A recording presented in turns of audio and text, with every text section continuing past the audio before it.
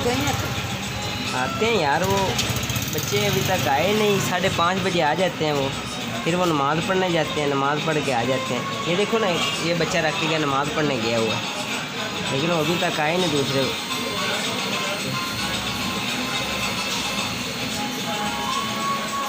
ये ना गाची ज़्यादा लगी हुई है बेटा इसके ऊपर, ठीक है ना। नेक्स्ट आपने कौन सी येलो गाची लगानी है इसके ऊपर? येलो होती है, ठीक है। इतनी नहीं लगानी, बिल्कुल कम लगानी, हल्की सी लगानी है। ये देखो ना, इंक वगैरह फैल रही है इसके ऊपर।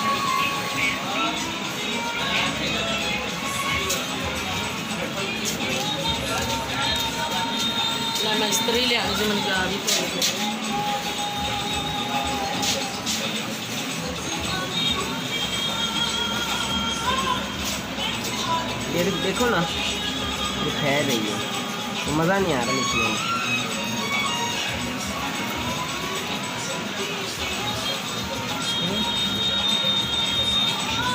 इसके ऊपर बेटा आपने ना खाली प्रैक्टिस करनी है, समझ तो प्रैक्टिस, समझ तो बात। सेफ गार्ड ऐसे खाली क्या करना है, ऐसे लफ्ज़ों के ऊपर आधा घंटा प्रैक्टिस करनी है। उसके बाद पूछना, फिर आगे लिखना, दबा के नहीं लिखना। ये